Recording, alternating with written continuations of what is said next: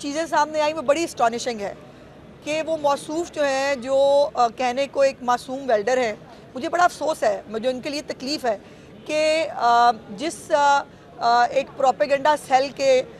ज़ेर असर होते हुए बग़ैर तस्दीक किए जब एक दूसरे की देखा देखी मुख्तलिफ गलत चीज़ें जब सोशल मीडिया अकाउंट्स पे पोस्ट कर दी जाती हैं, फिर उसके कॉन्सिक्वेंसेस चूँकि इस मुल्क में कभी हुए नहीं, कभी आज तक किसी ने पूछा ही नहीं, कभी आज तक किसी ने देखा ही नहीं कि आप जो सोशल मीडिया पे पोस्ट करके किसी की तज़हीक कर रहे हैं, किसी को बदनाम कर रहे हैं, किसी खातून की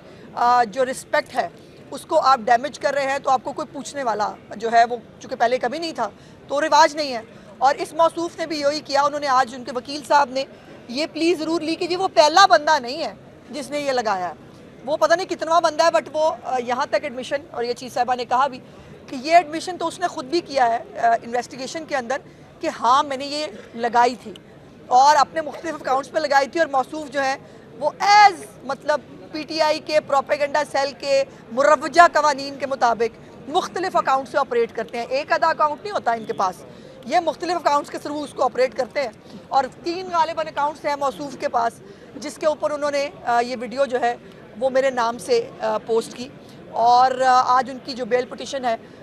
वो डिसमिस कर दी गई। लेकिन सवाल ये है कि जो मेन कल्प्रिट्स हैं जिन्होंने सब शुरू किया, जो शायद ओवरसीज़ हैं ज़्यादा मेजॉरिटी में, उन लोगों को पूछने वाला कोई नहीं है, उनको देखने वाला कोई नहीं है। और पेशावर में एक दहशतगर्दों की अमाजगा है पेशावर, और वो वहाँ पर मोस्टली जो है वो पाए जाते हैं।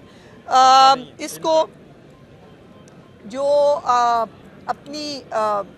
तरीका है इनका, जो ये यलगार करते हैं कि एक बंदे को पॉइंट आउट करते हैं, उसके लिए एक मटेरियल तैयार करते हैं, फिर वो डिसेमिनेट होता है। और ये पिछली दफ़ा भी एक मौसूफ़ा जिनका नाम आ रहा है इस केस के अंदर, जो इसके अंदर बहुत अच्छी तरह इन्वॉल्व हैं, उन मौसूफ़ा की अपने मियाँ की फ्रेंचाइज़ है। उस फ्रेंचाइज़ से जो है वो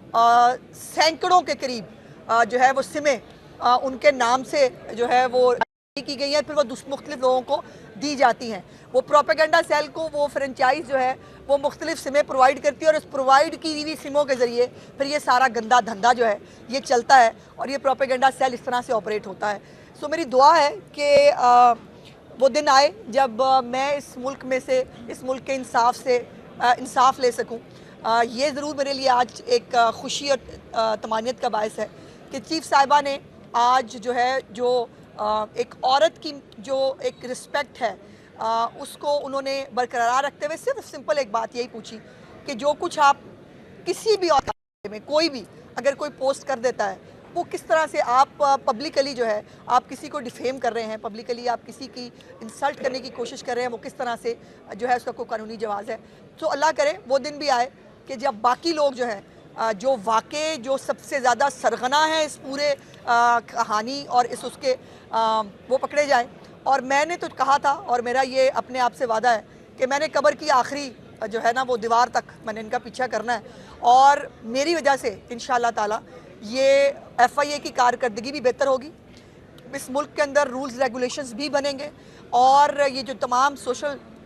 मीडिया साइट्स हैं इनको भी रेगुलराइज करना पड़ेगा। ये शुतर बेमहार की तरह जो है वो नहीं कर सकते, जिसका दो दिल चाहा आज़ादी इज़हार के नाम के ऊपर जो है वो आप कुछ भी कह दें, आप किसी के लिए कुछ भी लिख दें और आपको कोई पूछने वाला ना हो। ये ऐसा होगा नहीं इंशाल्लाह। बिल्कुल होना चाहिए, आपकी बात दुरुस्त है, बल्कि साइबर क्राइम के हवाले से उसको जो है वो दोबारा से रीऑर्गेनाइज़ किया जा रहा है, इनकी कैपेसिटी बिल्डिंग होनी चाहिए। और एक बात मुझे बहुत खुशी है ये बताते हुए कि मेरे इस केस के बाद मेरे साथ बहुत सारी औरतों ने रब्ता किया जो FIA के अंदर या कंप्लेंट देना चाहती हैं या उनकी कंप्लेंट्स पेंडिंग है लेकिन उसको सुना नहीं जा रहा था। तो वो ये समझती हैं कि मेरे थ्रू जो है वो उनकी भी बात सुनी जाए। और मैंने बहुत सारे ये केसेस जो हैं FIA को भिजवाए हैं, उनसे रिक्वेस्ट की है कि इन केसेस के अंदर भी जो है वो बराए मेहरबानी इन्वेस्टिगेट किया जाए। इन औरतों को जो है वो मिलनी चाहिए इंसाफ। और एक मैं अब नाम नहीं लेना चाहती, एक खातून ऐसी है जिसके अपने रिश्तेदार ने उसकी एक वीडियो बनाई हुई है और उस खातून को मालूम भी नहीं है कि ये वीडियो उसकी बनी हुई है, और उसके ऊपर वो उसको ब्लैकमेल करने का इरादा रखता है। उसने अपने किसी दोस्त को बताई, उस दोस्त ने जो है वो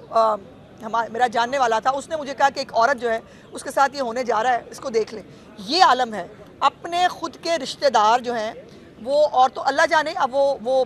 फेक है, वो ओरिजिनल है, मैं नहीं जानती, लेकिन एक खातून को जो है उसका अपना रिश्तेदार एक वीडियो बना के ब्लैकमेल कर रहा है। इससे आप अंदाज़ा लगा लें हम सोसाइटी की किस हद तक पस्ती तक गिर चुके हैं कि जहाँ पर ना ख़ानदानी रिश्तेदार जो है, ना वो सलामत है, रिश्ते सलामत है, और ना कोई इखलाकी इक़दार शायद रह गई है। पहले तो पेशावर हाई कोर्ट आ जाती है उनको बचाने के लिए, और सबको ब्लैंकेट किस्म का जो है वो रिलीफ दिया जाता है, उनको बुरी ज़मानतें दी जाती हैं, उनको कोई पूछ नहीं सकता, उनको कोई हाथ नहीं लगा सकता। और सबसे अहम बात,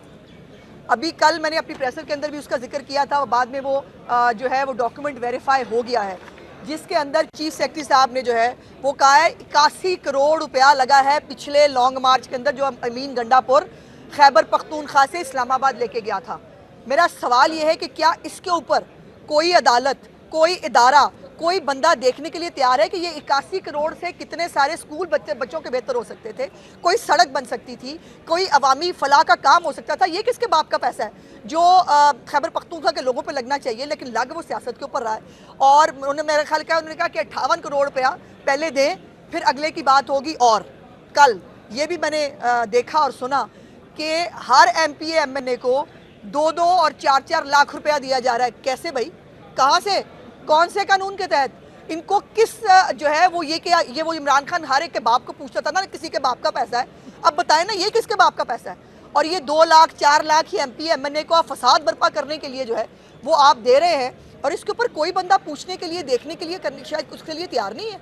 इनको सबसे पहले अदालतें आ जाती हैं बचाने के लिए। मेरा सवाल यह है उन अदालतों से भी, उन मुअज़्ज़ज़ जजेस अकराम से भी, कि खुदा का वास्ता है इतना जो है वो कानून को इतना डिफेम मत करें, इतना डिमीन मत करें कि आप किसी की मोहब्बत में इतना आगे निकल जाएं कि आपको सच, गलत, झूठ और जो बर्बादी है पाकिस्तान की वो आपको नज़र ही नहीं आ रही। जो दहशतगर्दों के जो है वो साथ किए जाते हैं, चूँकि उन्होंने अपना बड़ा क्लियर बता दिया है, वो मरने मारने के लिए आ रहे हैं, वो जहाद, सियासत, रियासत के ख़िलाफ़ जहाद करने के लिए आ रहे हैं, वो जो है वो फसाद करने के लिए आ रहे हैं, वो हमारा जो कैपिटल है उसको सीज़ करने के लिए आ रहे हैं। तो ज़ाहिर है ये करने की इजाज़त तो नहीं दी जा सकती। तो फिर वो उन्होंने कहा हमारे पास प्लान A भी है, C भी है, गालिबन तो मैंने बताया था कि रियासत के पास पूरी ABC होती है Z तक, तो इंशाल्लाह बताएंगे आप।